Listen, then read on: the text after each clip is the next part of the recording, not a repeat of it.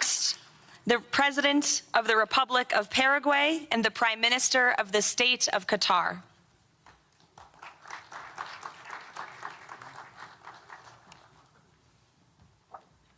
Hello, good, how are you?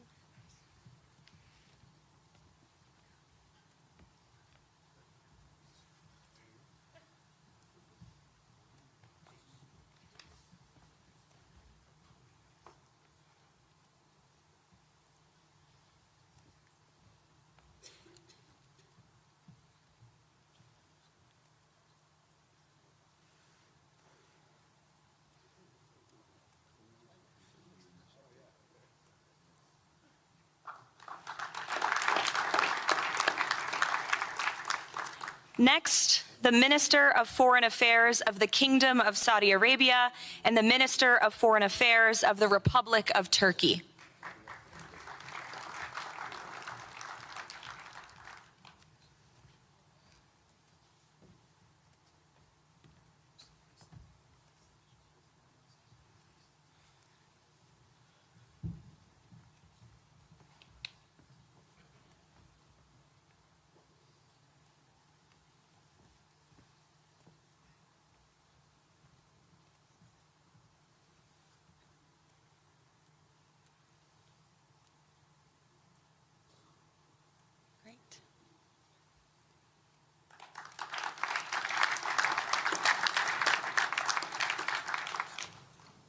Next, the Chairman of the Executive Authority Affairs of the UAE and the President of the Republic of Uzbekistan.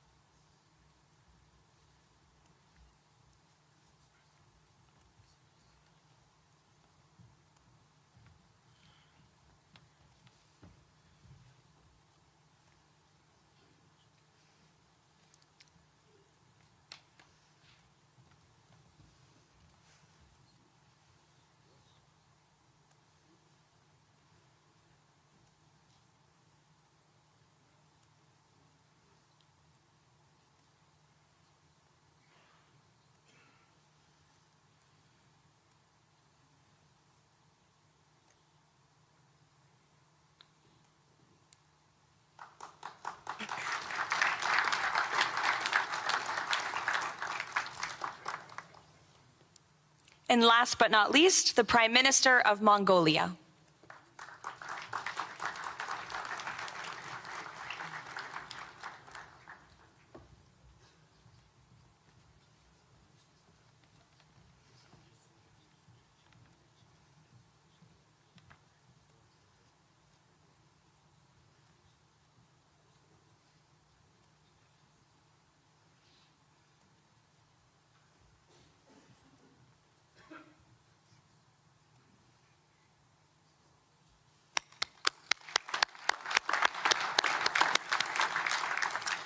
Congratulations, everyone. This concludes the signing ceremony. If President Trump and all of the Board of Peace members could please join the President around the table. The President is now going to sign the inaugural resolution that will resolve the Board of Peace's Gaza mandate per the United Nations Security Council Resolution 2803.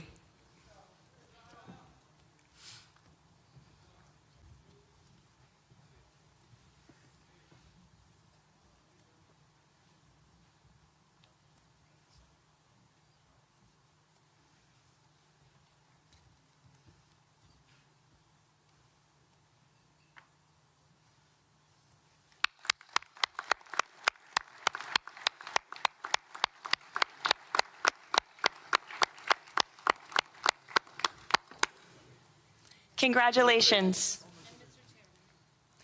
If President Trump and all Board of Peace members could please take their seats in the front.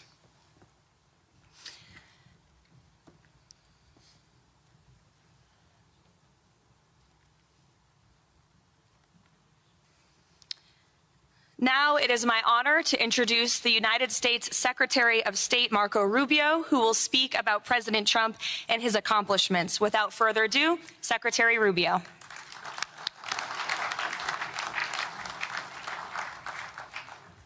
Thank you very much. It's an honor to be here today. It's an honor to serve as the Secretary of State during a historic presidency. And it's a historic presidency because the President of the United States, Donald J. Trump, is someone who is not limited by what others say is possible or what others say is impossible. He's not limited by some of the things that have happened in the past, and he's willing to talk to or engage with anyone in the interest of peace, always putting the American people and our national security first, but understanding that in the world that we share with so many others, peace is paramount to all of us. We are here today because of President Trump's vision. If we go back just a few months ago, people thought what was happening in Gaza was impossible to solve. 28 hostages that were dead, others that were still living, all these hostages that were being held. No one thought that that would ever come to a resolution without more fighting and more bloodshed along the way. In fact, frankly, many thought it was intractable. And sadly, many of the institutions that have served us well, in many cases, for the last 70 years, were unable to do anything about it. But President Trump had the vision and the courage to dream the impossible, to believe that it was doable, and to pursue it with all of his heart. And he was in that capacity assisted by an extraordinary team, and I think both Jared and Steve deserve a tremendous amount of credit, Jared Kushner and Steve Woodcock, for all the work they put in. And all of our partners here today. And now we have this Board of Peace, who I believe's possibilities are endless. Obviously, with a focus first and foremost on making sure that this peace deal in Gaza becomes enduring. And I know this president has it as his highest priority and will give it everything he has to make sure that this is successful. I also want to acknowledge the extraordinary leaders that are here today. This is not just a Board of Peace, this is a Board of Action. Just like President Trump is a president of action. A lot of times people like to give speeches. I've been to many of these forums, and they're not useless, and they're not, they have utility in many cases. But oftentimes in international affairs, we often find ourselves at events where people are reading these scripted statements, these strongly worded letters that they put out, but no action, nothing happens. This is a group of leaders that are about action. And the President of the United States is a president of action, of getting things done. And today is the beginning of that, of a new era and a new stage that we think is so important as a model to the rest of the world of what is possible. And clearly the focus is right now on Gaza and making sure that the plan that's about to be presented to you here today, this vision for the future of Gaza, this vision for the future of the region, is not just possible and promising. It is our destiny if we put the time and the effort that it requires, as I know this board will do. But I also think it will serve as an example of what's possible in other parts of the world. Without losing focus on what's before us now, this is what's possible for other places and other conflicts that seem impossible to solve right now. So I want to, on behalf of the United States, on behalf of the team that worked so hard on this, thank every single one of the leaders that are here today and all of the countries that have committed to joining, and many others who are going to join. You know, others either are not in town today or they have to go through some procedure internally in their own country because of constitutional limitations, but others will join. Many want to be a part of this effort because it is going to be a successful effort. And you see it reflected here today among countries of different backgrounds from different parts of the world, majority Christian some, majority Muslim others, who've come together. In fact, former adversaries who have joined here as part of this Board of Peace. And all was possible, and I want to acknowledge this again, because of the vision and the drive of the President of the United States. So thank you all for joining us here today. We appreciate it very much.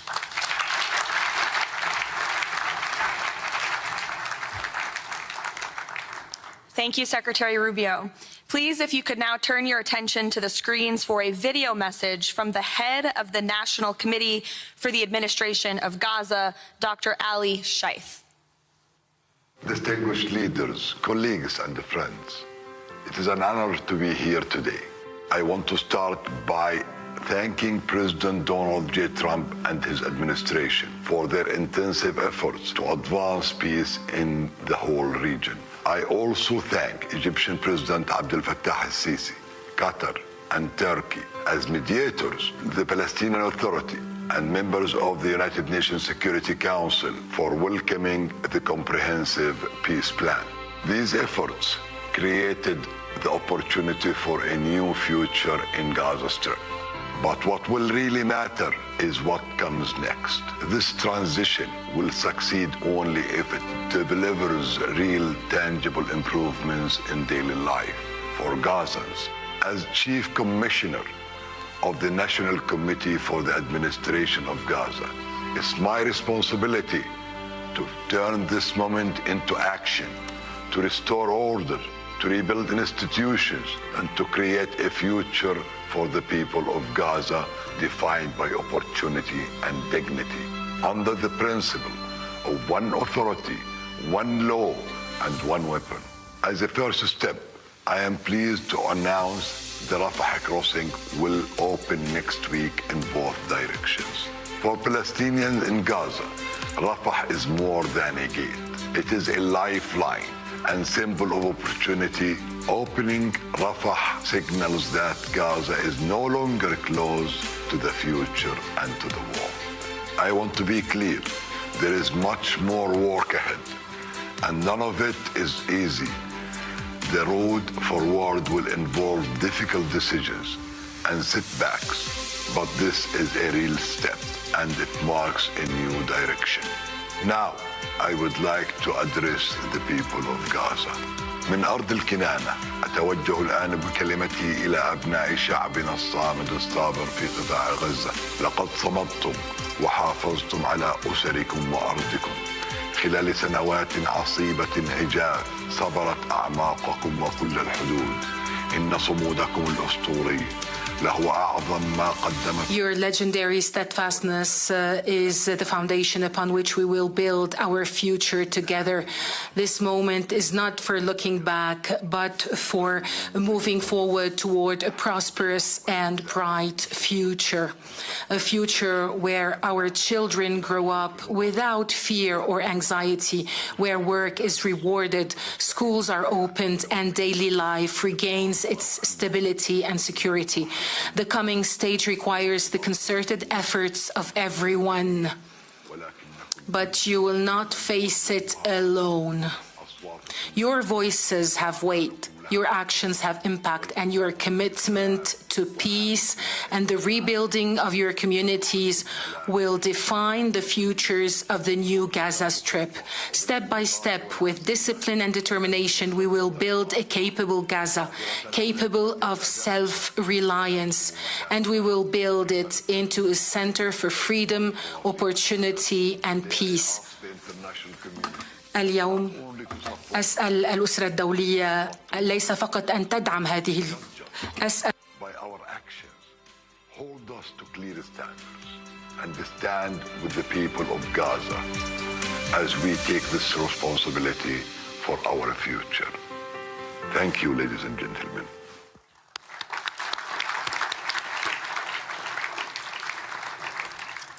I now would like to welcome to the podium U.S. Special Envoy Steve Witkoff and Jared Kushner.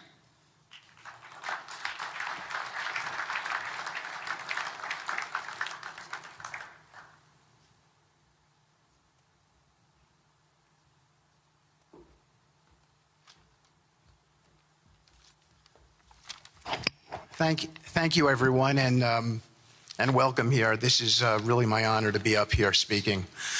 I remember when the president asked Jared, and of course our great Secretary of State, to work on something that the world thought was impossible and unattainable. But the president, on this peace deal for Gaza, as on all other deals we work on his behalf, said we had to try. And of course we were inspired by that. We have achieved a peace deal in Gaza.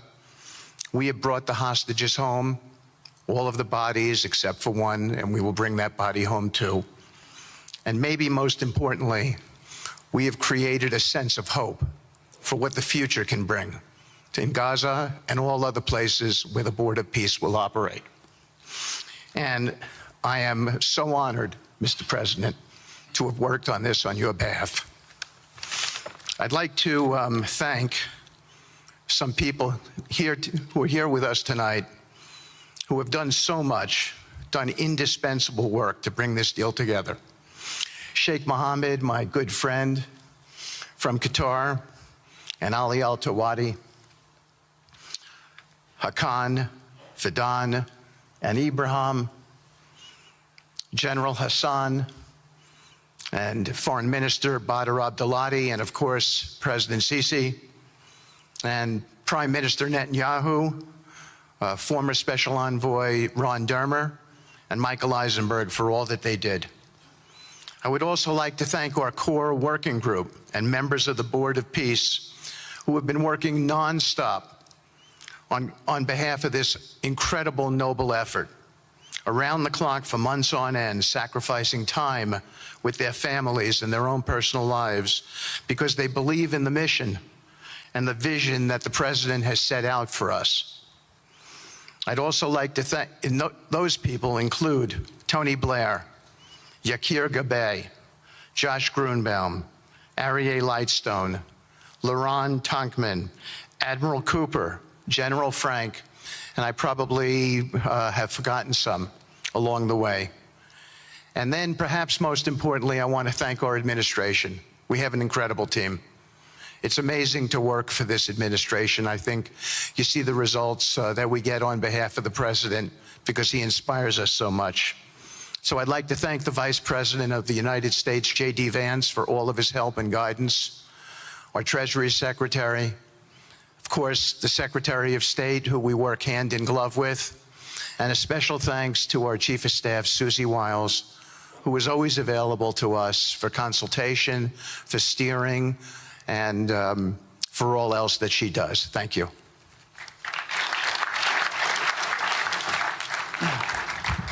Thank you, Steve. And I have to say, one of the great honors for me of being able to work on this has been working with Steve, who really is as brilliant as he is. His heart is tremendous. He's a lot of fun to be with. And even in some of these, very difficult moments where we didn't think things were happening, working together really was an amazing treat.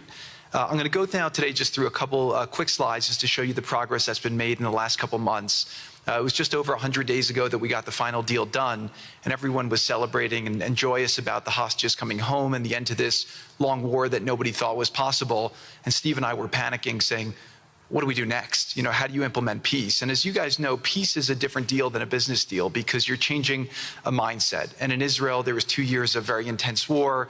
For the people in Gaza, there was more than just 2 years of war. They had 20 years of hopelessness being ruled by a terrorist organization. For the people in the Middle East, their hearts were pulled by this.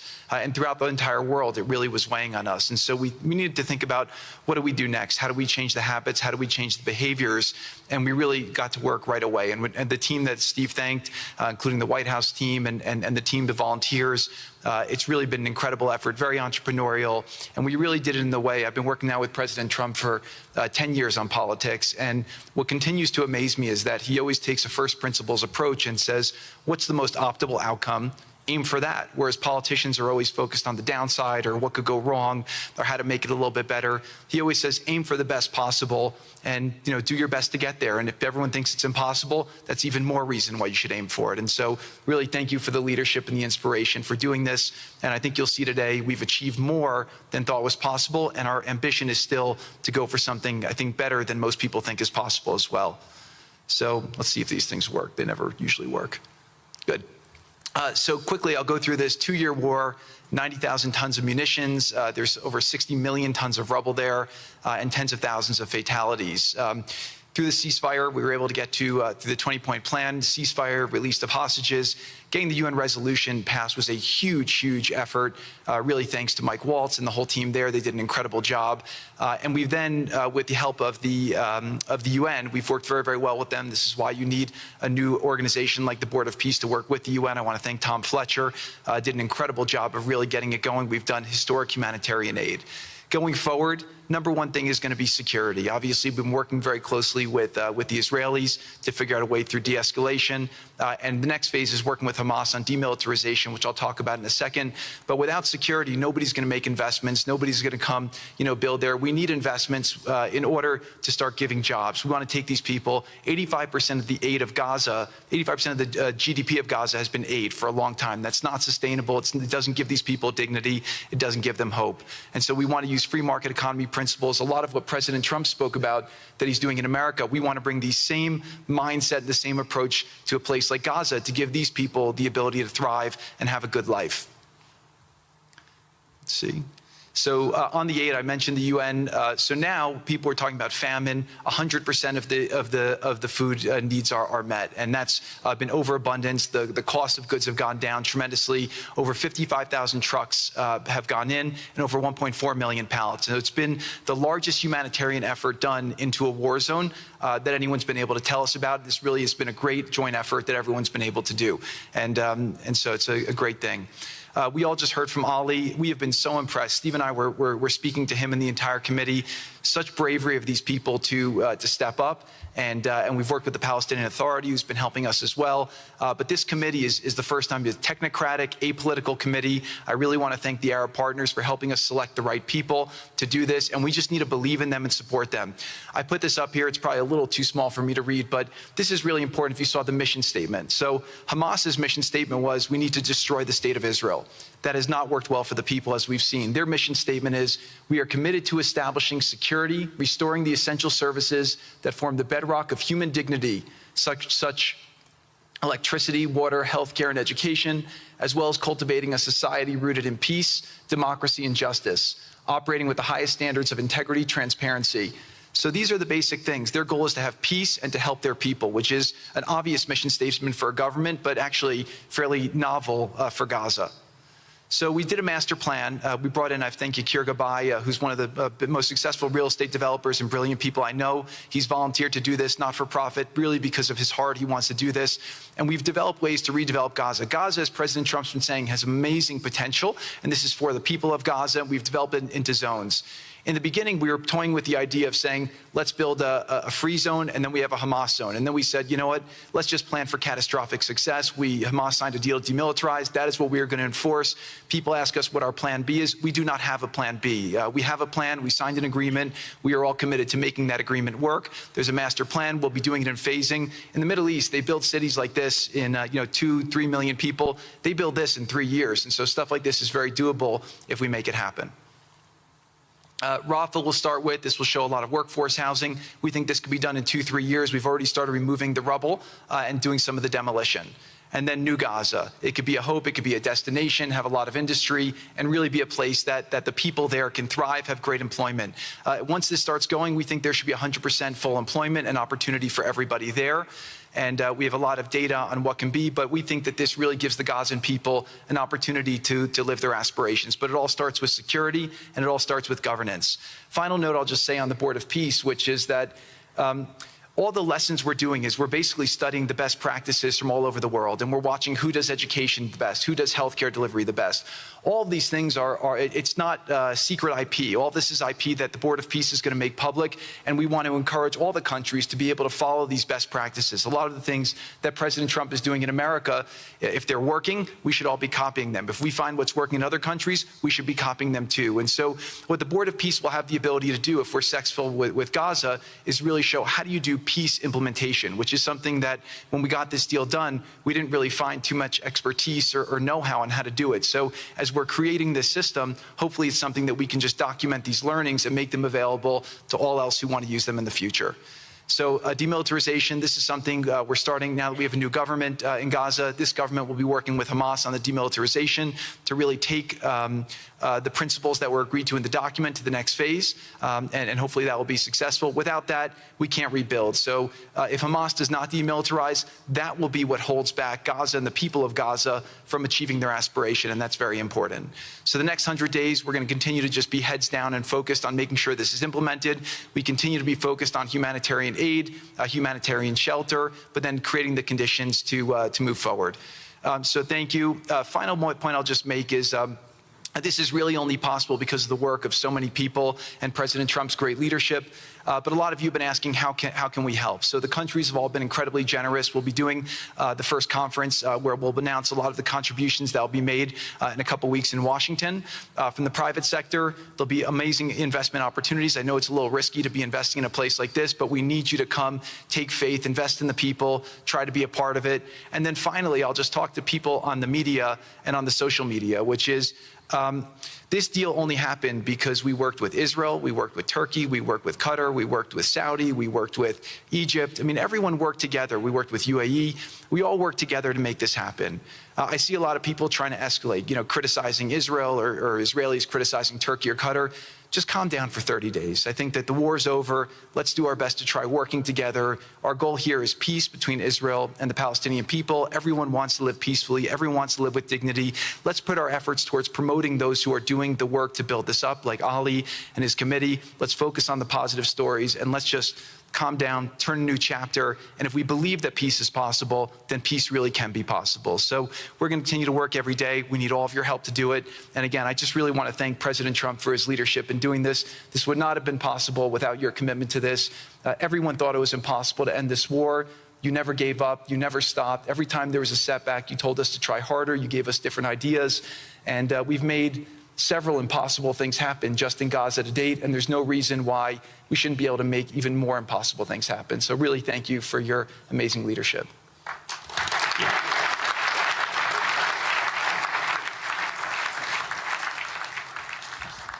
Thank you, Jared and Steve.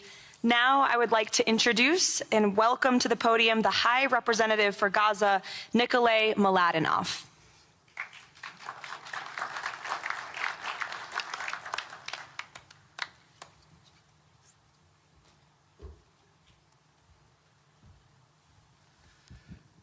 Mr. President, it's a great honor and a massive responsibility for me, for my team, for all of us to be here with you to begin this journey. Who would have thought 2 years ago that we will be sitting here with this group of countries, with this leadership, giving the people of Gaza a new chance? Who would have thought that last Friday I would be sitting, Mr. President, in Cairo with an amazing group of Palestinian technocrats, people who you don't see on the news, people who are not media personalities, but who are experts, who are committed to giving their people a chance in life. And this is what this is all about. For too long, Gazans, Palestinians, and Israelis have lived with conflict, with death, with destruction. Now the page turns. And whether the page turns successfully really depends on all of us. We have the ingredients for it. We have the leadership of the United States and President Trump. We have a great group of countries joining the Board of Peace and more to come. We have a fantastic Palestinian team on the ground, and we must make it work. Our partnerships are there, our plans are in place, and we need your support. And finally, I look to all of you who are in this room and who are watching this meeting from their screens at home or in their offices. Please put away your talking points for a minute. Please put away your fears. Please put away your concerns. Please stop listening to the rumors and to the gossip. Focus on what we have to do today, because the future of 2 million Palestinians is at stake, and if we give them a chance, we will do more than that. We will create opportunities for 1 billion people who live in the Middle East and beyond, and who are responsible, also who want to see transformation and a chance in life for the future. So please join us on this journey, join the Board of Peace, and join us in supporting this excellent initiative. And thank you again, President Trump and the United States, for taking this decisive leadership forward.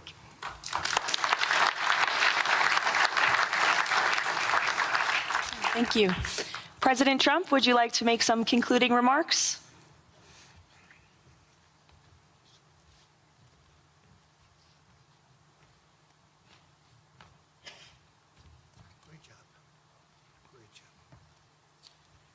Well, I just want to tell you it's all happening. And one of the first things I said when we really got involved in this project, and it's a big one, but it's very doable, I said to Jared and Steve and some of the other folks, including Larry Fink, and congratulations on the great success. The two of you have done a fantastic job. This is bigger and better than ever. We usurped some of your time for a very important reason, and you understand that better than anybody, and we appreciate that you're here very much. Thank you both very much. But I said that, you know, this is a great location. It all begins, see, I'm a real estate person at heart, and it's all about location. And I said, look at this location on the sea. Look at this beautiful piece of property, what it could be for so many people. It'll be so great. People that are living so poorly are going to be living so well. But it all began with the location. That's the vision. They look out on the waters, and very few places are like it. So we put together a team that's outstanding, a team that's done it before, a team that I think has done tougher jobs. If you want to know the truth, we've done some tough jobs. And we continue to. As far as the United States is concerned, we're behind it.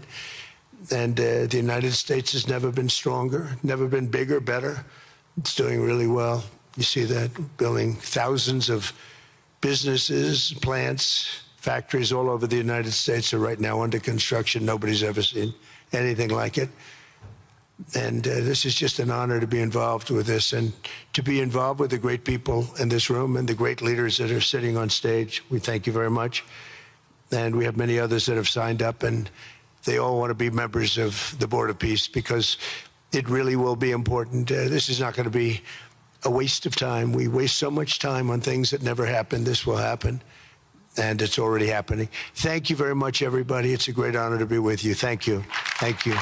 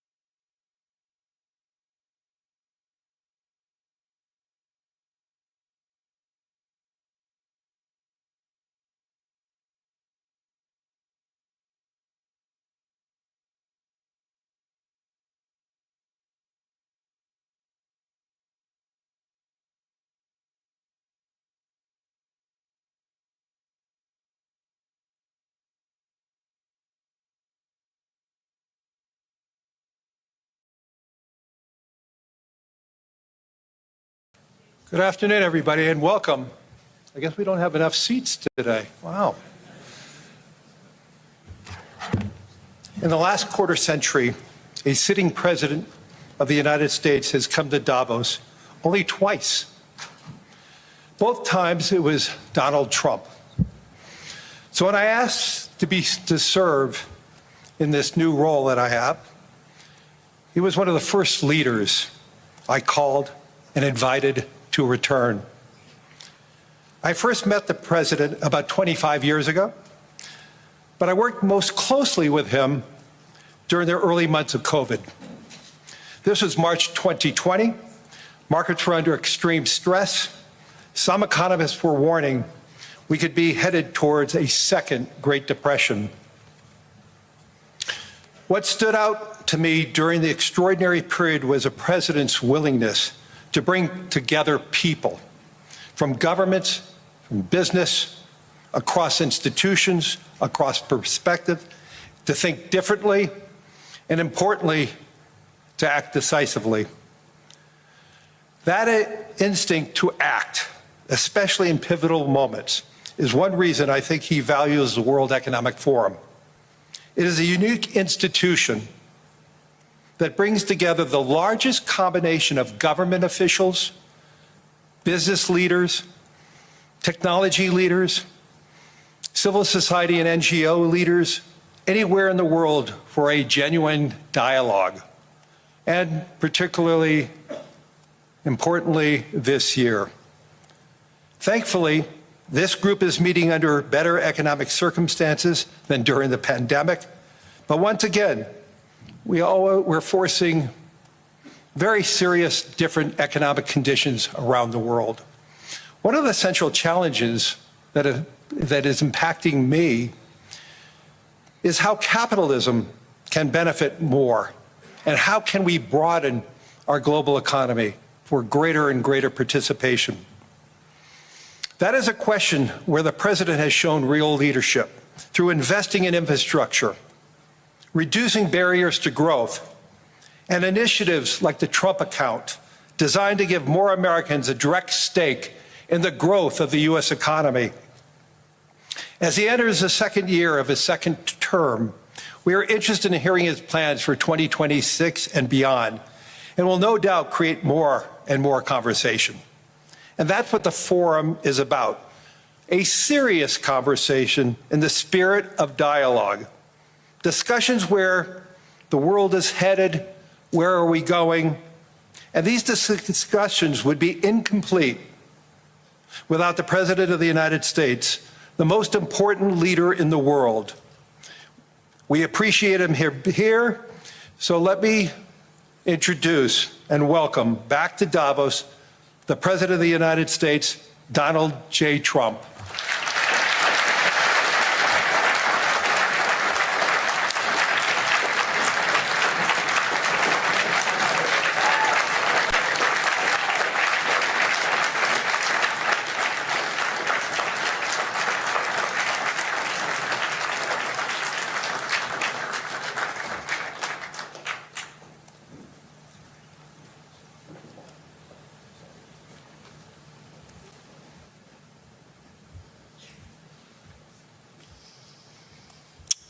Well, thank you very much, Larry. It's great to be back in beautiful Davos, Switzerland, and to address so many respected business leaders, so many friends, few enemies, and all of the distinguished guests. It's a who's who, I will say that. I've come to this year's World Economic Forum with truly phenomenal news from America.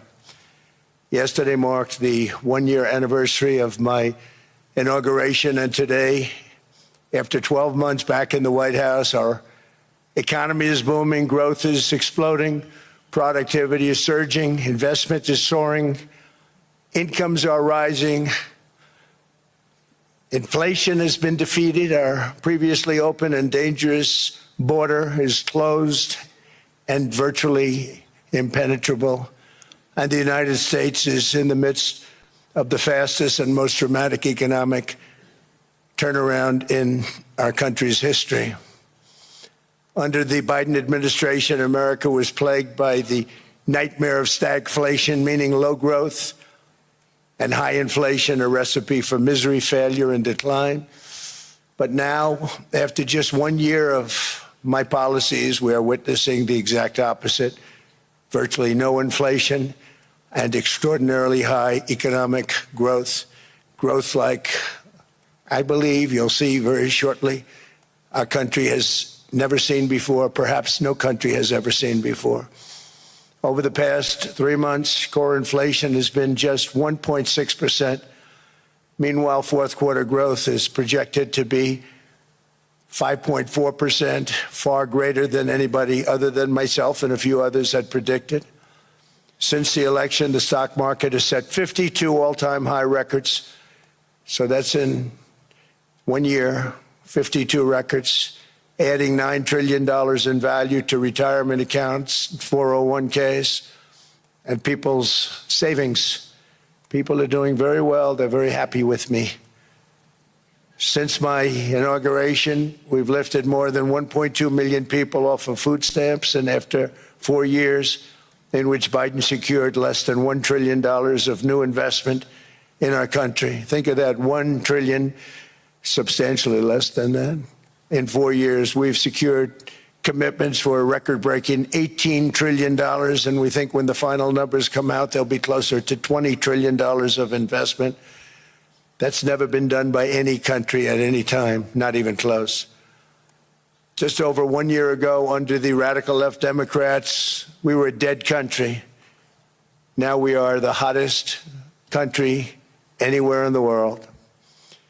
In fact, the United States economy is on pace to grow at double the rate that was projected by the IMF just last April. And with my growth and tariff policies, it should be much higher. I really believe we can be much higher than that. And this is all great news, and it's great for all nations. The USA is the economic engine on the planet, and when America booms, the entire world booms. It's been the history. When it goes bad, it goes bad. You all follow us down, and you follow us up, and we're at a point that I don't believe we've ever been. I never thought we could do it this quickly. My biggest surprise is I thought it would take more than a year, maybe like a year and 1 month.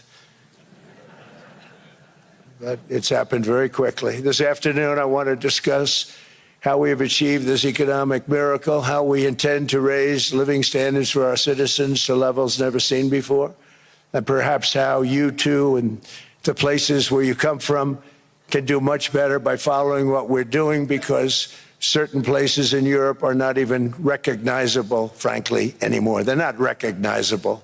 And we can argue about it, but there's no argument. Friends come back from different places. I don't want to insult anybody and say I don't recognize it. And that's not in a positive way. That's in a very negative way.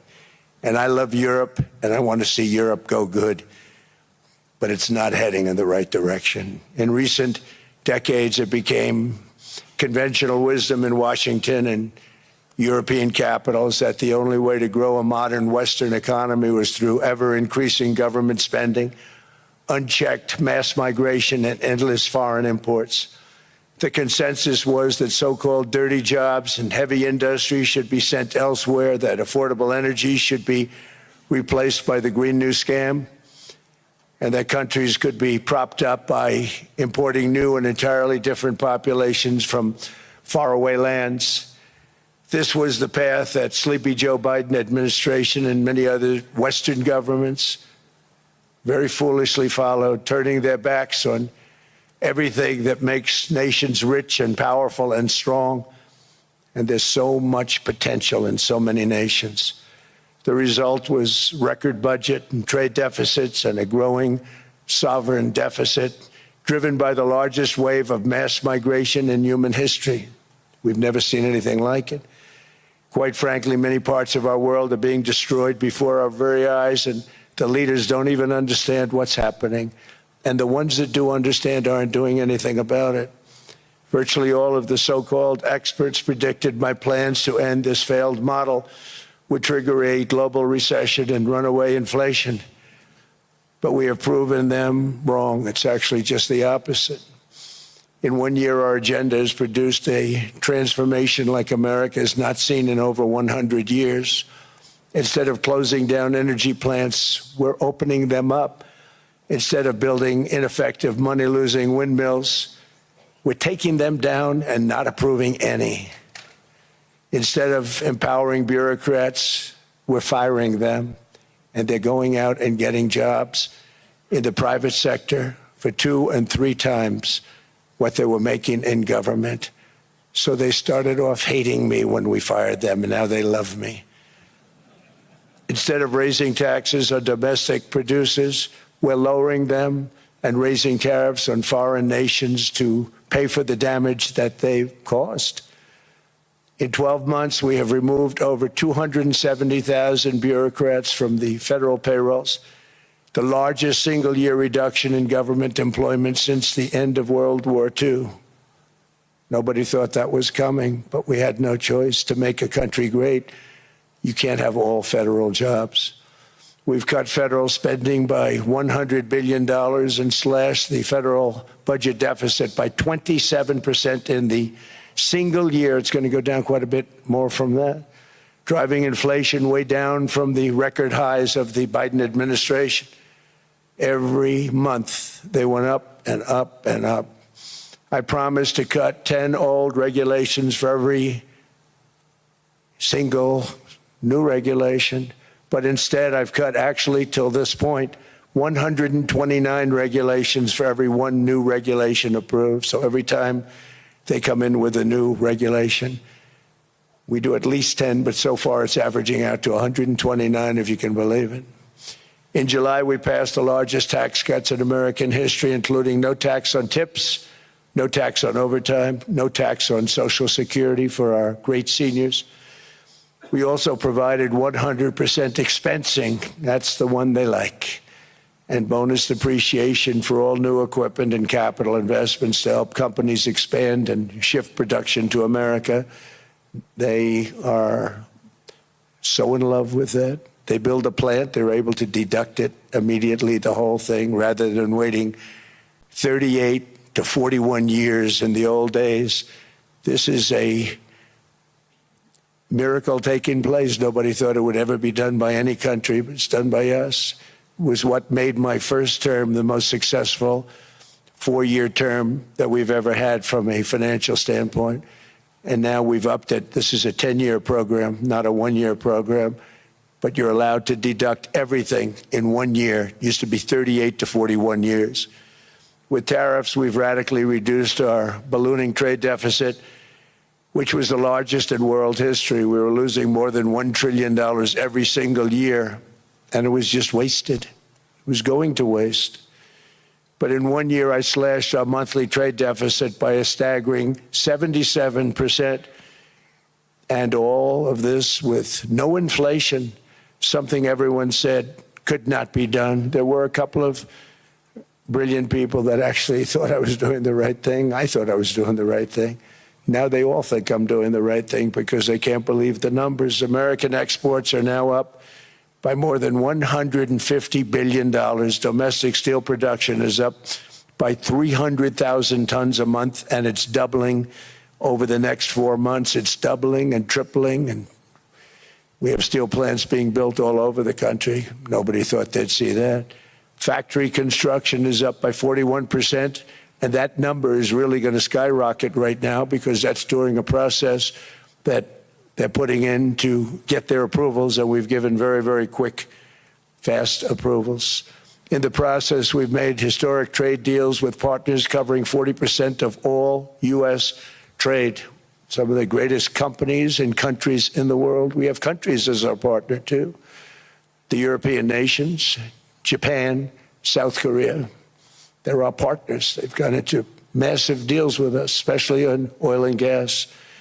And these agreements raise growth and cause stock markets to boom, not only in the U.S., but virtually every country that came to make a deal, because, as you've learned, when the United States goes up, you follow.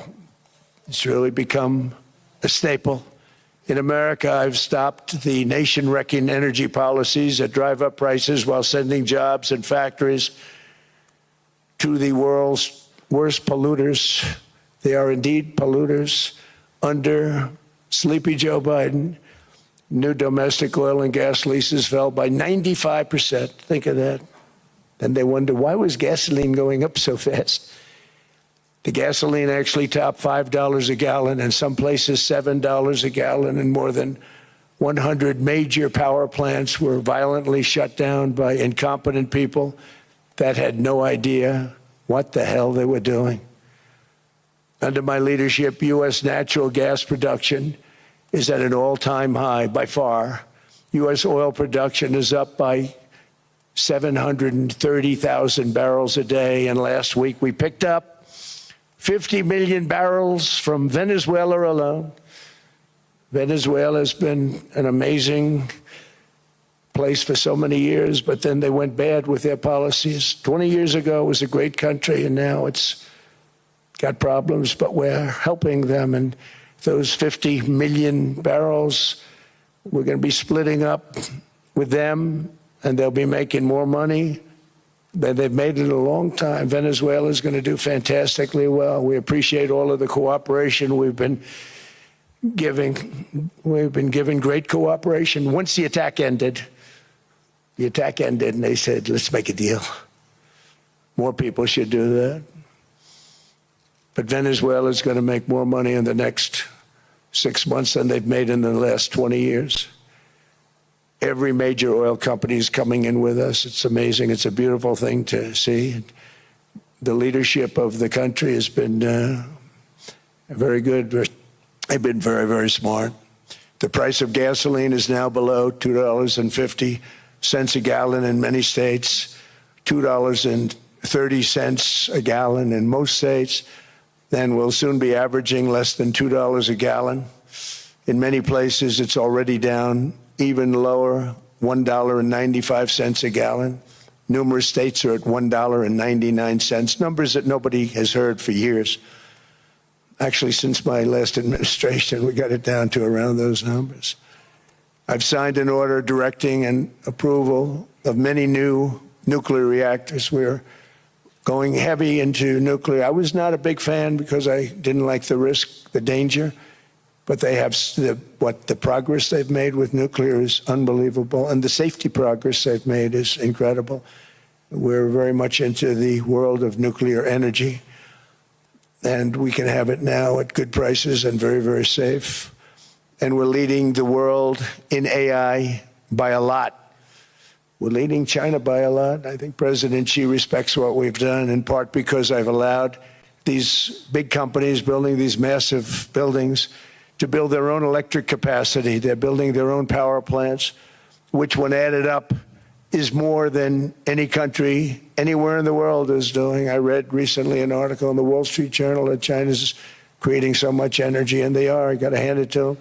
But we're creating as much or more, and we're letting them do that. I'm very proud of it. It was my idea. I said, you can't create this much energy. We needed more than double the energy currently in the country just to take care of the AI plants. And I said, we can't do that. We have an old grid system.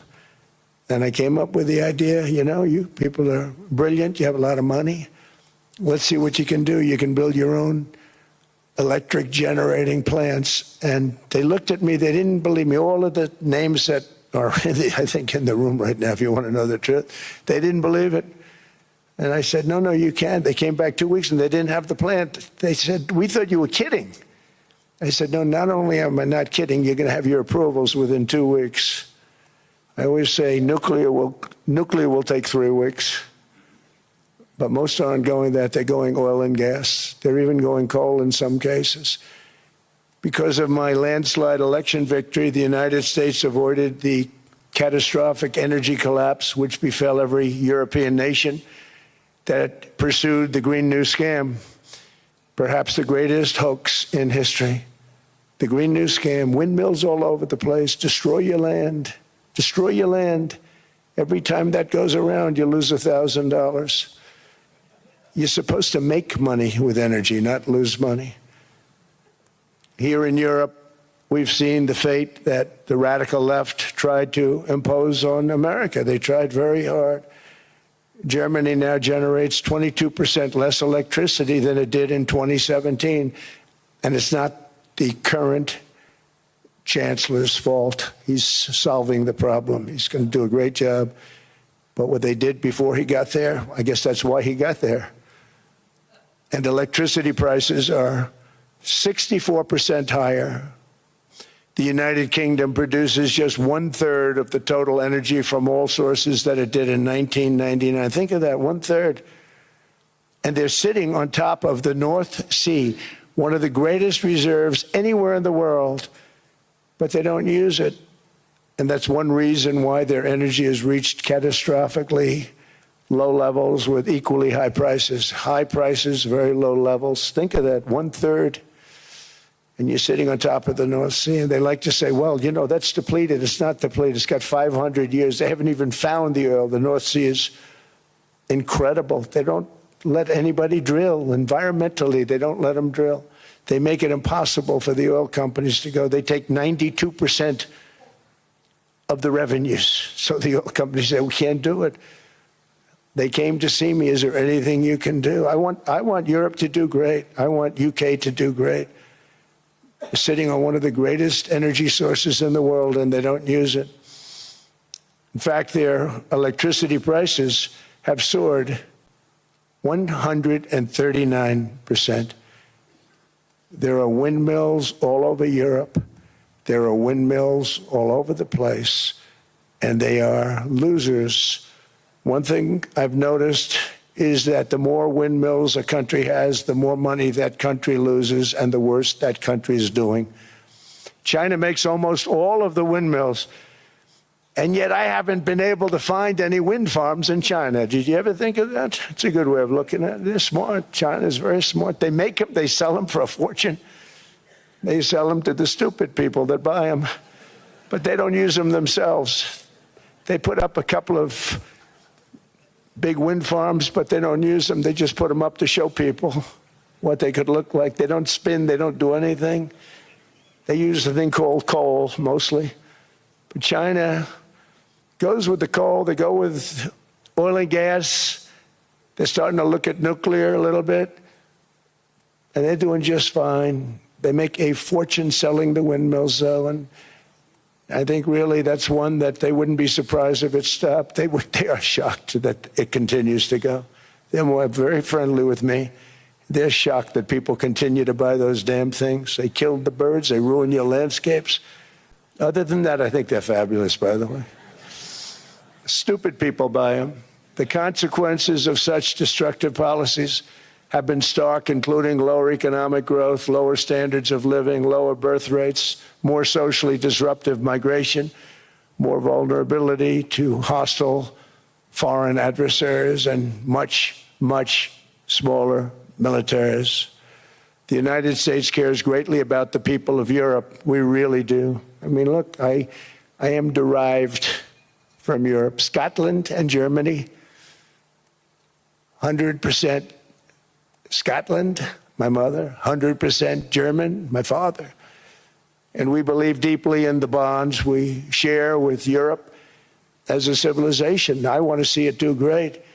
That's why issues like energy, trade, immigration, and economic growth must be central concerns to anyone who wants to see a strong and united West, because Europe and those countries have to do their thing. They have to get out of the culture that they've created over the last 10 years. It's horrible what they're doing to themselves. They're destroying themselves. It's beautiful, beautiful places. We want strong allies, not seriously weakened ones. We want Europe to be strong.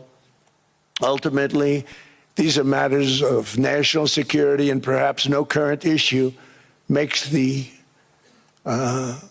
situation more clear than what's currently going on with Greenland. Would you like me to say a few words of Greenland?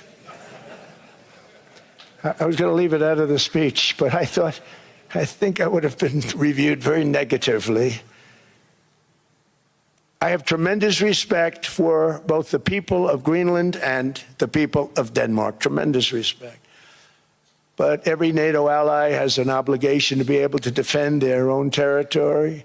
And the fact is, no nation or group of nations is in any position to be able to secure Greenland other than the United States.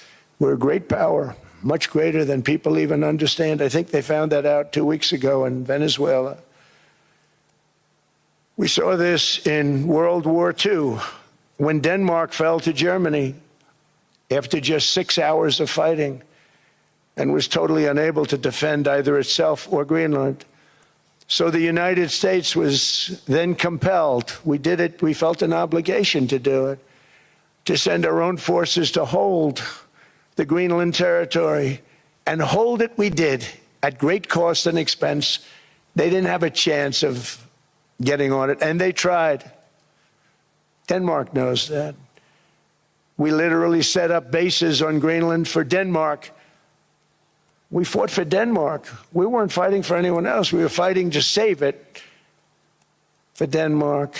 Big, beautiful piece of ice. It's hard to call it land. It's a big piece of ice. But we saved Greenland and successfully prevented our enemies from gaining a foothold in our hemisphere. So we did it for ourselves also. And then after the war, which we won, We won it big. Without us, right now you'd all be speaking German and a little Japanese, perhaps. After the war, we gave Greenland back to Denmark. How stupid were we to do that? But we did it. But we gave it back. But how ungrateful are they now? So now our country and the world face much greater risks than it did ever before because of missiles, because of nuclear, because of weapons of warfare that I can't even talk about. 2 weeks ago, they saw weapons that nobody ever heard of. They weren't able to fire one shot at us. They said, what happened? Everything was discombobulated. They said, we've got them in our sights. Press the trigger, and nothing happened. No anti-aircraft missiles went up. There was one that went up about 30 feet and crashed down right next to the people that sent it. They said, what the hell is going on? Those defensive systems were made by Russia and by China. So they're going to go back to the drawing boards, I guess. Greenland is a vast, almost entirely uninhabited and undeveloped territory. It's sitting undefended in a key strategic location between the United States, Russia, and China. That's exactly where it is, right smack in the middle. Wasn't important nearly when we gave it back. You know, when we gave it back, it wasn't the same as it is now. It's not important for any other reason, you know, everyone talks about the minerals. There's so many places. There's no rare earth, no such thing as rare earth. There's rare processing, but there's so much rare earth. And this, to get to this rare earth, you got to go through hundreds of feet of ice. That's not the reason we need it. We need it for strategic national security and international security. This enormous unsecured island is actually part of North America, on the northern frontier of the Western Hemisphere. That's our territory. It is therefore a core national security interest of the United States of America. And in fact, it's been our policy for hundreds of years to prevent outside threats from entering our hemisphere, and we've done it very successfully. We've never been stronger than we are now. That's why American presidents have sought to purchase Greenland for nearly 2 centuries. You know, for 2 centuries they've been trying to do it. They should have kept it after World War II, but they had a different president. That's all right. People think differently. Much more necessary now than it was at that time, however. In 2019, Denmark said that they would spend over $200 million to strengthen Greenland's defenses. But as you know, they spent less than 1% of that amount. 1%. There's no sign of Denmark there. And I say that with great respect for Denmark, whose people I love, whose leaders are very good. It's the United States alone that can protect this giant mass of land, this giant piece of ice, develop it and improve it and make it so that it's good for Europe and safe for Europe and good for us. And that's the reason I'm seeking immediate negotiations to once again discuss the acquisition of Greenland by the United States, just as we have acquired many other territories throughout our history, as many of the European nations have. They've acquired, there's nothing wrong with it. Many of them, some went in reverse, actually, if you look. Some had great, vast wealth, great, vast lands all over the world. They went in reverse. They're stuck back where they started. That happens too. But some grow. But this would not be a threat to NATO. This would greatly enhance the security of the entire alliance, the NATO alliance. The United States is treated very unfairly by NATO. I want to tell you that. And when you think about it, nobody can dispute it. We give so much and we get so little in return. And I've been a critic of NATO for many years. And yet I've done more to help NATO than any other president by far, than any other person. You wouldn't have NATO if I didn't get involved in my first term. The war with Ukraine is an example. We are thousands of miles away, separated by a giant ocean. It's a war that should have never started, and it wouldn't have started if the 2020 U.S. presidential election weren't rigged. It was a rigged election. Everybody now knows that. They found out. People will soon be prosecuted for what they did. It's probably breaking news, but it should be. It was a rigged election. You can't have rigged elections. You need strong borders, strong elections, and ideally a good press. I always say it. Strong borders, strong elections, free, fair elections, and a fair media. The media is terrible. It's very crooked. It's very biased, terrible. But someday it'll straighten out because it's losing all credibility. Think of it. When I went in a landslide, a giant landslide, won all 7 swing states, won the popular vote, won everything, and I only get negative press. That means that it has no credibility. And if they're going to get credibility, they're going to have to be fair. So you need a fair press. But you also need those other elements. And I inherited a terrible, terrible situation. If you look, the border was open. The inflation was raging. Everything was bad with the United States when I came into office. But I also inherited a mess with Ukraine and Russia, something that would have never happened. And I know Putin very well. He and I would discuss Ukraine. It was the apple of his eye, but he wasn't going to do anything. I said, Vladimir, you're not doing it. He would never have done it. It was terrible what happened. I could see it happening, too. After I left, I could see it happening. Biden had given Ukraine and NATO $350 billion, a staggering sum, $350 billion. I came in, and just like the southern border, just like inflation, just like our economy, I said, wow, this place is in trouble, meaning our country. All of these things were out of control. But the border was out of control. We fixed it with the strongest border anywhere in the world. And I've now been working on this war for 1 year, during which time I settled 8 other wars. India, Pakistan. I settled other wars that were Vladimir Putin called me, Armenia, Azerbaijan. He said, I can't believe you settled that one. They were going on for 35 years. I settled it in 1 day. And President Putin called me. He said, you know, I can't believe I've worked on that war for 10 years trying to settle it. I couldn't do it. I said, do me a favor, focus on settling your war. Don't worry about that one. What does the United States get out of all of this work, all of this money, other than death, destruction, and massive amounts of cash going to people who don't appreciate what we do? They don't appreciate what we do. I'm talking about NATO. I'm talking about Europe. They have to work on Ukraine. We don't. The United States is very far away. We have a big, beautiful ocean separating us. We have nothing to do with it. Until I came along, NATO was only supposed to pay 2% of GDP, but they weren't paying. Most of the countries weren't paying anything. The United States was paying for virtually 100% of NATO.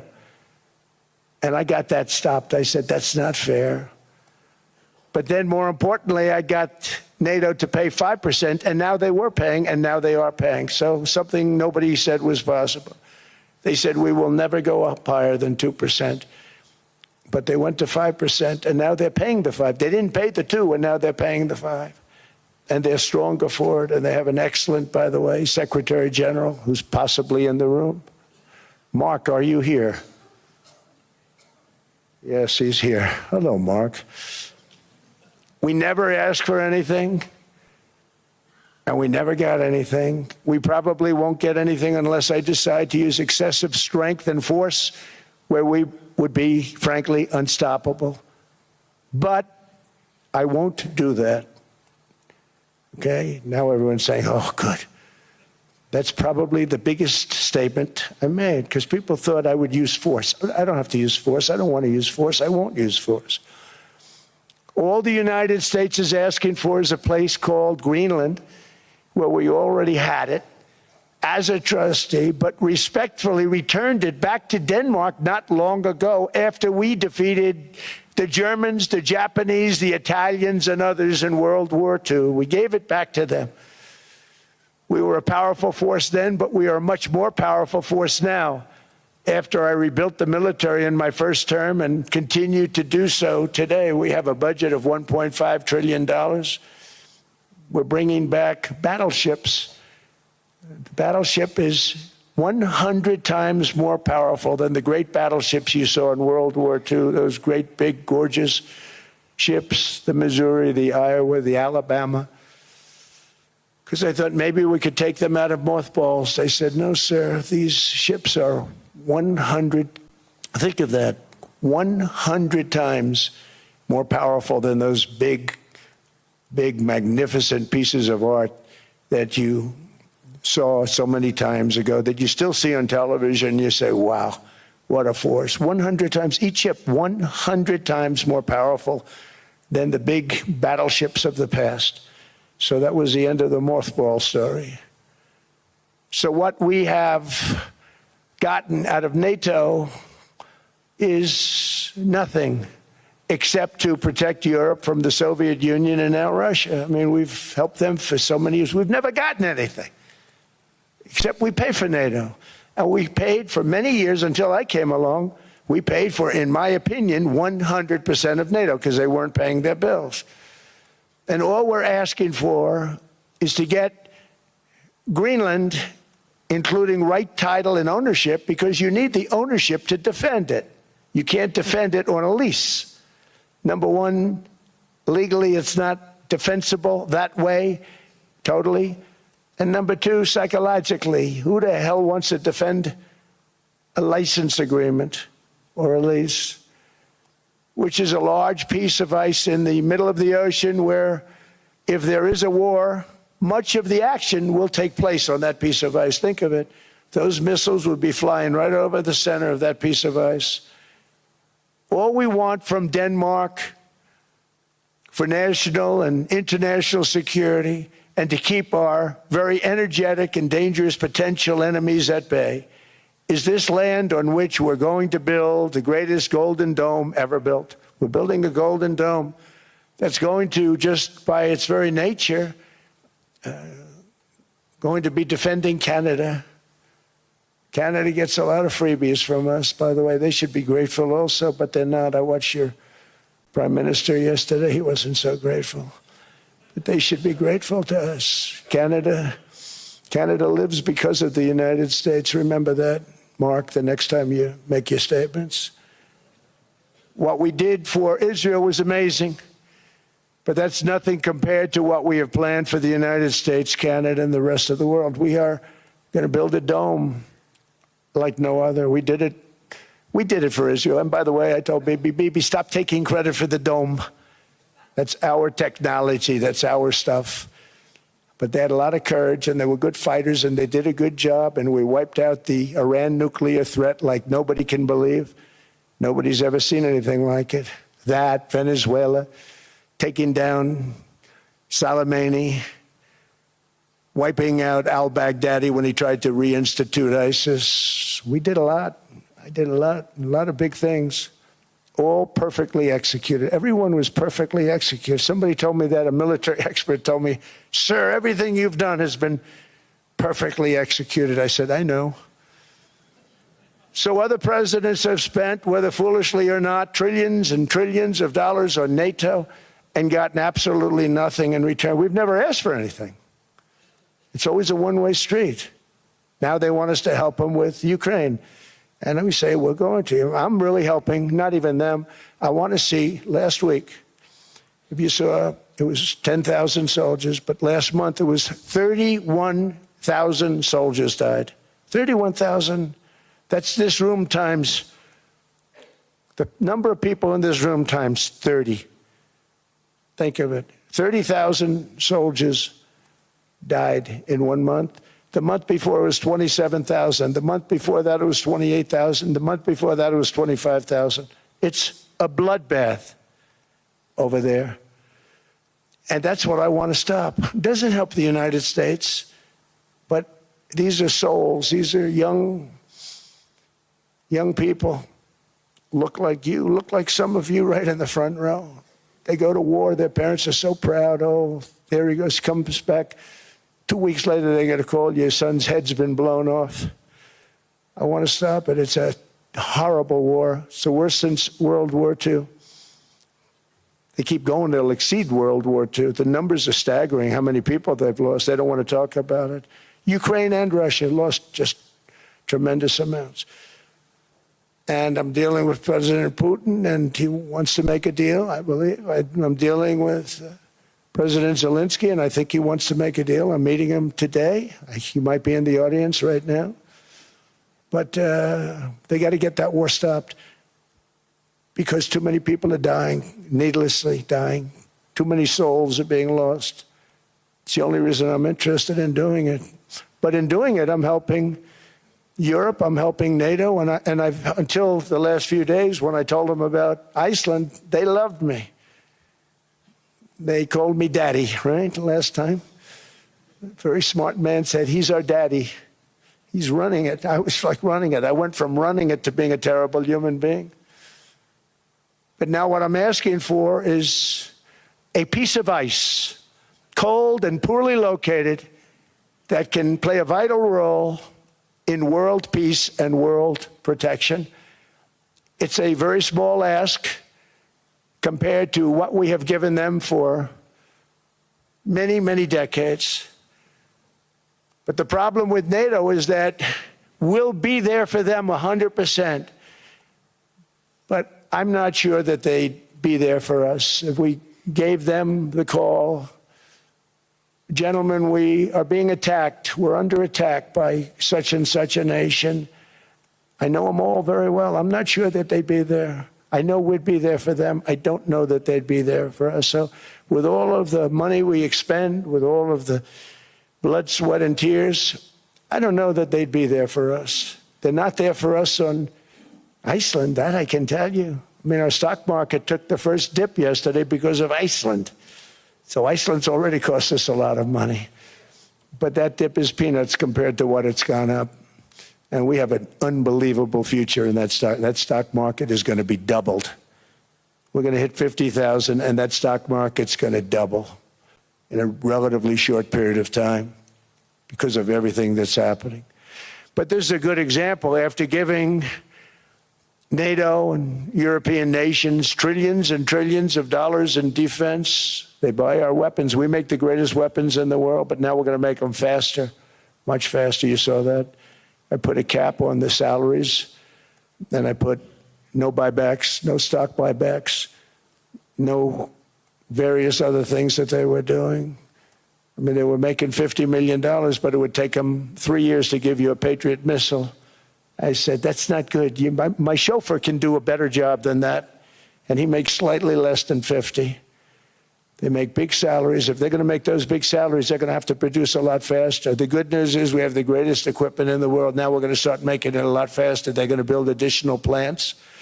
And all of the money that goes into stock buybacks is going to go into building plants. We're not allowing stock buybacks by defense companies any longer. They're going to build new plants to make Tomahawks, Patriots. We have the best equipment, F-35s. F-47, the new one just coming out. They say it's the most devastating plane, fighter jet ever. Who knows? They called it 47. If I don't like it, I'm going to take the 47 off it. I wonder why they called it 47. We'll have to think about that. But if I don't like it, I'm going to take that 47 off. But it's supposed to be the Stage 6. It's supposed to be the first Stage 6 plane, undetectable, like our B-2 bombers were undetectable. They flew right over Iran. They were undetectable. And they did their job, and they got the hell out of there. So we want a piece of ice for world protection, and they won't give it. We've never asked for anything else, and we could have kept that piece of land, and we didn't. So they have a choice. You can say yes, and we will be very appreciative, or you can say no, and we will remember. A strong and secure America means a strong NATO, and that's one reason why I'm working every day to ensure our military is very powerful, our borders are very strong, and above all, our economy is strong, because national security requires economic security and economic prosperity, and we have the greatest that we've ever had. Biden and his allies destroyed our economy. and gave us perhaps the worst inflation in American history. They say 48 years, I say forever, but I think 48 years is the equivalent to forever. Whether it's 48 years or ever, it's terrible, costing the typical family $33,000. What they did to this country should never, ever be forgotten. It's early, but he has to be rated as the worst president we've ever had by far. The auto pen did much of the damage. The auto pen, he was the auto pen president, because I don't believe a sane president would have ever signed the kind of things that he signed. But now grocery prices, energy prices, airfares, mortgage rates, rent, and car payments are all coming down, and they're coming down fast. We inherited a mess, but we've done a hell of a job in 12 months.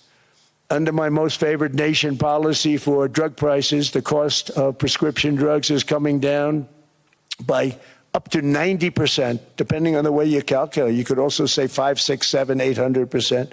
There are two ways of figuring that. But we have a favored nations policy that every president wanted, no president was able to get. I got it, and other nations approved it. And I had to use tariffs in order to get it because they said, no way. In other words, a pill that costs 10% in London costs $130. Think it costs $10 in London, costs $130 in New York or in Los Angeles. And I'd say, boy, that's bad. Friends of mine would say, you know, we go to London, you can buy the stuff for nothing. We go all over the world, we can buy it for nothing. Because basically America was subsidizing every nation in the world because presidents allowed them to get away with it. It became very tough. So when I called up Emmanuel Macron, I watched him yesterday with those beautiful sunglasses. What the hell happened? But I watched him sort of be tough. But he was at $10 for a pill. And I said, Emmanuel, and I have all the big pharmaceutical companies are in total agreement. It wasn't easy, by the way. They're tough, smart. They've been getting away with this scam for a long time. But they gave it up.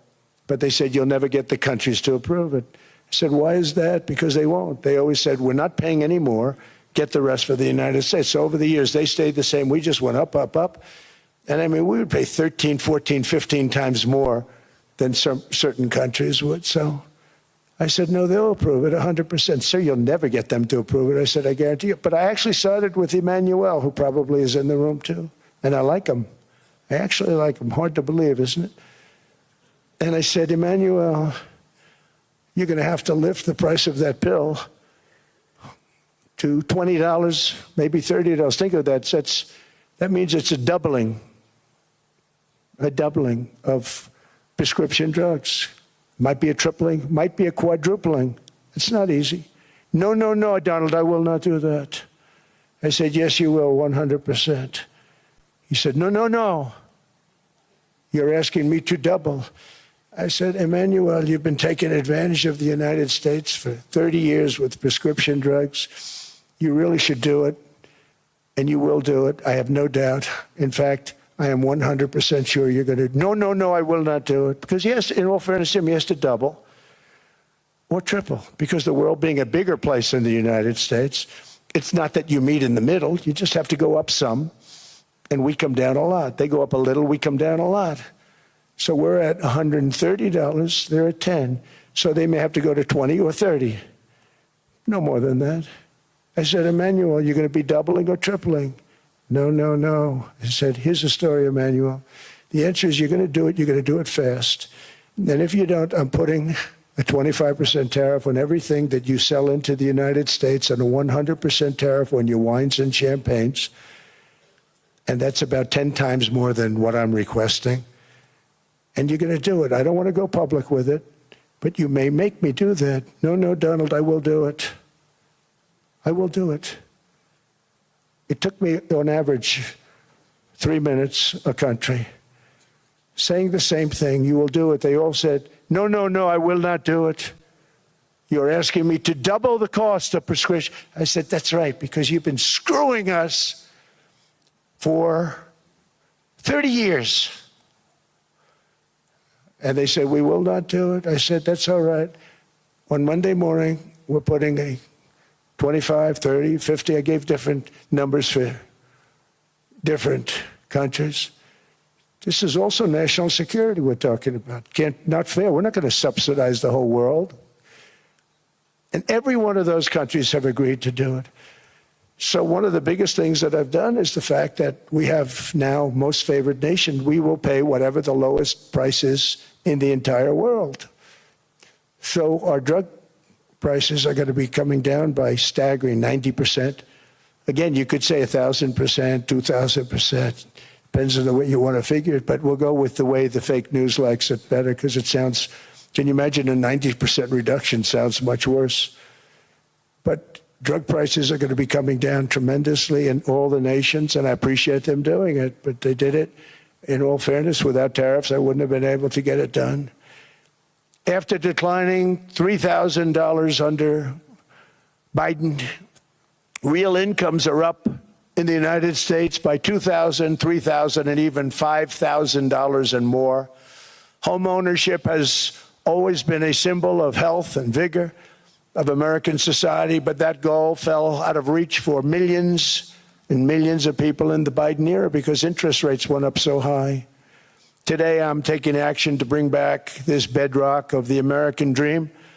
In recent years, Wall Street giants and institutional investment firms, many of you are here, many of you are good friends of mine, many of you are supporters. Sorry to do this to you, I'm so sorry. But you've driven up housing prices by purchasing hundreds of thousands of single-family homes, and it's been a great investment for them. Often as much as 10% of houses on the market. You know, the crazy thing is a person can't get depreciation on a house, but when a corporation buys it, they get depreciation. Okay, that's something we're going to have to think about too. I don't know if too many people think about that. You buy a corporation, they buy 500 houses, they buy hundreds of thousands, they buy 500 houses, they can take depreciation. A person sweats and works and buys one house, they can't. But homes are built for people, not for corporations, and America will not become a nation of renters. We're not going to do that. That's why I have signed an executive order banning large institutional investors from buying single-family homes. It's just not fair to the public. They're not able to buy a house. And I'm calling on Congress to pass that ban into permanent law, and I think they will. One of the biggest barriers to saving for a down payment has been surging credit card debt. The profit margin for credit card companies now exceeds 50%, one of the biggest. And they charge Americans interest rates of 28%, 30%, 31%, 32%. Whatever happened to usury? So to help our citizens recover from the Biden disaster, all caused by this horrible president, just horrible president, I'm asking Congress to cap credit card interest rates at 10% for 1 year. And this will help millions of Americans save for a home. They have no idea they're paying 28%. They go out there a little late in their payment and they end up losing their house. It's terrible. To unleash innovation in savings and financing, I'm also working to ensure America remains the crypto capital of the world. And to that end, last year, I signed the landmark Genius Act into law. Now Congress is working very hard on crypto market structure legislation, Bitcoin, all of them, which I hope to sign very soon, unlocking new pathways for Americans to reach financial freedom. And I did it for two reasons. Number one, I thought it was politically good, and it was. I got tremendous political support. But more importantly, China wanted that market too. It's just like they want the AI. And we've got that market, I think, pretty well locked up. If I didn't do it, you know, Biden was totally against it until before the election when they realized that, you know, there were millions of people voting against him over crypto. And all of a sudden they loved it very much, but it was too late. They blew it. But it is politically popular, but it's much more importantly, we have to make it so that China doesn't get the hold of it. And once they have that hold, we're not going to be able to get it back. So I'm honored to have done it. Finally, I've instructed government-backed institutions to purchase up to $200 billion in mortgage bonds to bring down interest rates. And I'll be announcing a new Fed chairman in the not-too-distant future. I think he'll do a very good job. See, I gave away some of it. He did give that away. So we have something, got something, but somebody that's very respected. They're all respected. They're all great. Everyone that I interviewed is great. Everyone could do, I think, a fantastic job. Problem is they change once they get the job. They do. You know, they're saying everything I want to hear, and then they get the job. They're locked in for 6 years. They get the job, and all of a sudden, let's raise rates a little bit. I call them, sir, we'd rather not talk about this. It's amazing how people change once they have the job, but it's too bad. Sort of disloyalty, but they got to do what they think is right. We have a terrible chairman right now. Jerome, too late Powell. He's always too late. And he's very late with interest rates, except before the election, he was just fine for the other side. So we're going to have somebody that's great, and we hope he does the right job. Last week, the average 30-year mortgage rate dropped below 6% for the first time in many years. Another major factor in driving up housing costs was the mass invasion of our borders. And I have to say one thing about housing, because nobody ever says this. I am very protective of people that already own a house, of which we have millions and millions and millions. And because we have had such a good run, the house values have gone up tremendously. And these people have become wealthy. They weren't wealthy. They become wealthy because of their house.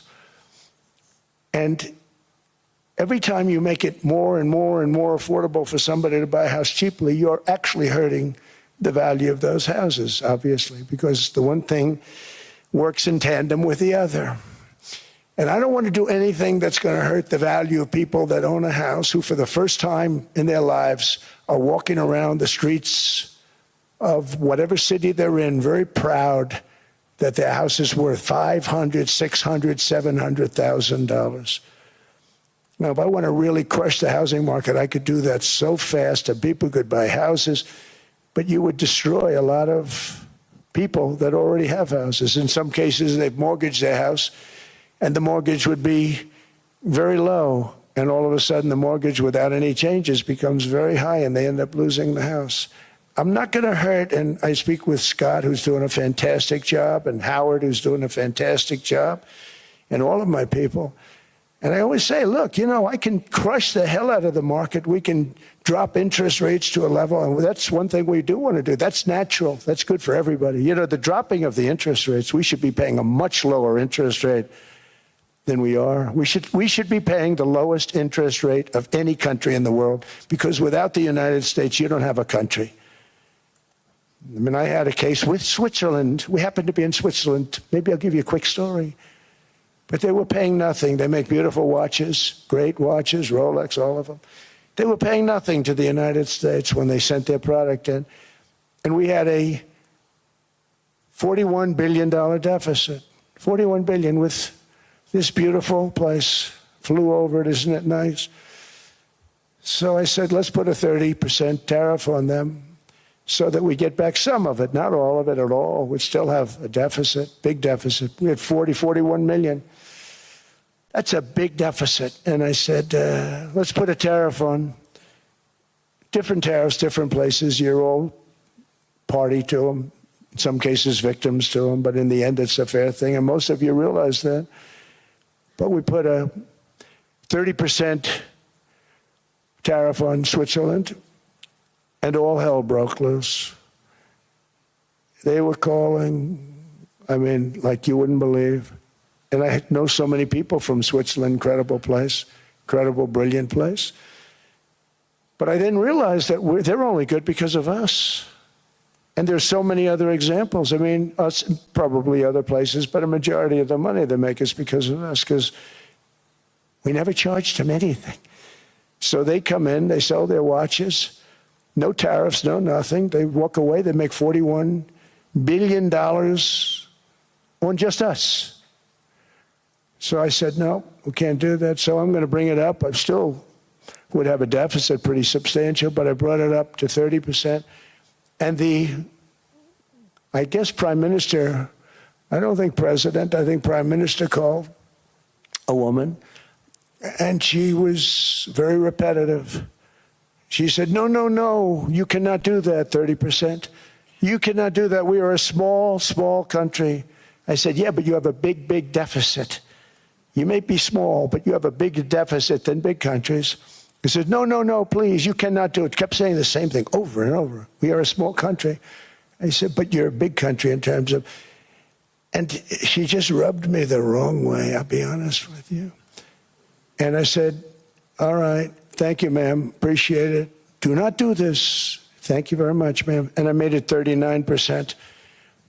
And then all hell really broke out. And I was paid visits by everybody. Rolex came to see me. They all came to see me. But I realized, and I reduced it, because I don't want to hurt people. I don't want to hurt them. And we brought it down to a, lower level. Doesn't mean it's not going up, but we brought it down to a lower level. But they pay now, tariff. But I realized that we have many places like that where they're making a fortune because of the United States. Without the United States, they wouldn't be making anything. Think of it. Switzerland made $41 billion on us. And as she said, it's a small place. And I realized with that, I don't know, it was so, because she was so aggressive. And I realized in that conversation that the United States is keeping the whole world afloat. Many places, I could give you 6, 7 places just in the people in this little area. I know every one of them. They're looking down. They don't want to see me. They don't want to stare me in the eyes. But they're taking advantage of, everybody took advantage of the United States. But I've been very fair, and I gave them a tariff, and it was fine. But I realized that without us, it's not Switzerland anymore. Without us, it's not any of the countries that are represented here. And we want to work with the countries. We want to work with them. We're not looking to destroy them. I could have said 39, 40%. I could have said I want a 70% tariff, then we make money with Switzerland. But Switzerland would have been probably destroyed, financially destroyed. I don't want to do that. But we should be paying the lowest interest rate of everybody. I hope Scott's listening to this, because we should be paying the lowest interest rate of everybody. Without us, most of the countries don't even work. And then you have the protection factor. Without our military, which is the greatest in the world by far, without our military, you have threats that you wouldn't believe.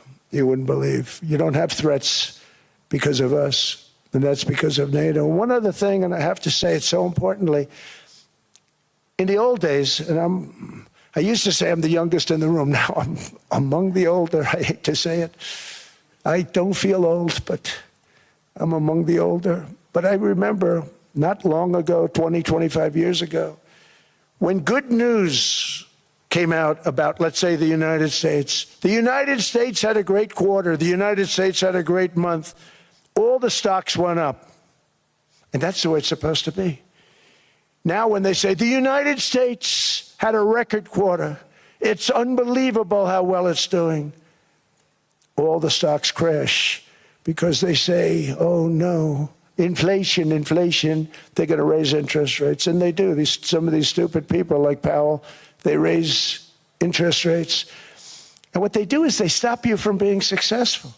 It used to be when we had a great quarter, a great month, great earnings, great anything, any good news, the stock market went up. That's the way it's going to be. We got to do that again, because that's the way it should be. Now when we have a great month, they want to kill it. Like we did over 5%. People were surprised. We should do 20%. We could do 25%. When we announce good numbers, and the reason is they're so petrified of inflation. And growth doesn't mean inflation. We've had tremendous growth with very low inflation. In fact, growth can fight inflation, proper growth.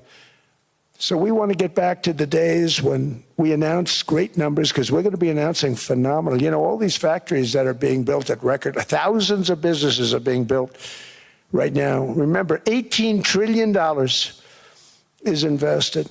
I think the second number is 3, and that was China many years ago. Investments in the country from outside. 18 trillion, nobody's ever seen. And that's money coming in and building things, factories. Thousands of businesses are being built, thousands. Hundreds of big factories, car plants are moving back to the United States. They're coming in from Canada, they're coming in from Mexico, from Japan. Japan's coming in and building plants here in order to avoid tariffs. They're coming in from China, they're coming in from all over the world. We have more plants being built now, car plants, than we've ever had built, even in the heyday from the 1940s and 50s. And they're bigger. They don't use renovations anymore where they take an old plant, they rip it down, they build a brand new plant, super modern plant. But it's happening at levels that nobody's ever seen. In 2024, the U.S. built less than 2 million new homes, but Biden admitted more than 8 million new migrants. And those days are over. In 2025, for the first time in 50 years, the United States had reverse migration. Boy, that was nice. And these were criminals that were being taken out of our country because they allowed people to come into our country from jails, from gangs, drug dealers, murderers. 11,888 murderers. We've gotten most of them out. And then ICE gets beat up by stupid people from leadership in Minnesota. We actually are helping Minnesota so much, but they don't appreciate it. Most places do. You know, Washington, D.C. is the safest place now in the United States. It was a very dangerous place to walk, and now you can walk with your wife, your kids, right through the middle of the city. Right now, Washington, D.C. is as safe as it gets. It was one of the most unsafe, I had to admit. We sent in the military, the National Guard. Within 2 months, it was great. Within 3 months, it's like a really great place and a safe place and a beautiful place. It's even been cleaned up. The graffiti's gone. The fences are gone. We don't have to worry about fences anymore. All of the places, the grasses are cut and replaced with new grass in many cases. It's all going to happen in the spring. But Washington and D.C. is beautiful again, and it's safe. New restaurants are opening up. They were all closing. Now you can't get into a restaurant. Restaurants in Washington, D.C. are all opening. Memphis also, Memphis, Tennessee, New Orleans, Louisiana. We're there for 3 weeks. We've cut the crime down by 64%. Within another month, we'll have virtually no crime there. We can do that all over. We're going to help the people in California. We want to have no crime. I know Gavin was here. I used to get along so great with Gavin when I was president. Gavin's a good guy. And we're going to, if he needed it, I would do it in a heartbeat. I'd love to see. We did help them a lot in Los Angeles, a lot with the early in my term when they had some problems. But we would love to do it. I will say this, if I were a Democrat governor or whatever, I would call up Trump. I'd say, come on in, make us look good, because we're cutting crime down to nothing. And we're taking people out, career criminals who are only going to do bad things, and we're bringing them back to their countries. But where we've done it, it's been amazing. And we have a capacity to do it at much greater levels. We're cutting illegal aliens off welfare and other government benefits, and I have directed that starting immediately, there will be no more payments to sanctuary cities, because they are really just sanctuaries for criminals. They're really protecting criminals, and those are the ones we have to get out of the country. Murderers, drug dealers, the mentally insane. They emptied their mental institutions into the United States. And despite that, we have the lowest crime numbers that we've ever had in the history of the country. Just came out. But equally importantly, we're cracking down on more than $19 billion in fraud that was stolen by Somalian bandits. Can you believe that Somalia? They turned out to be higher IQ than we thought. I always say these are low IQ people. How did they go into Minnesota and steal all that money? And we have, you know, they're pirates. They're good pirates, right? But we shoot them out of the water just like we shoot the drug boats out. They're not pirating too many boats lately, do you notice? When they go out into those boats, they want to take over a $1.5 billion tanker loaded up with oil, and they say, we're going to blow up your boat. They have powerful weapons. You hit the side of the boat, you blow the whole thing up. The insurance companies are petrified, so they say, just give them the boat. We'll give them money instead. And I don't do that. We blow them right the hell out of the water. We see them going out, we blow them out of the water. We don't have any pirates so much anymore. If we do, they won't be there long. We've cut down with the hitting of the boats that are loaded up with drugs, including submarines. Can you believe they actually buy small, they call them mini subs, very fast. They're meant for drugs. We've knocked out 2 of them. The Democrats say they were fishing. You have ruined somebody's fishing weekend, I would say. A submarine is not a fishing boat. You don't fish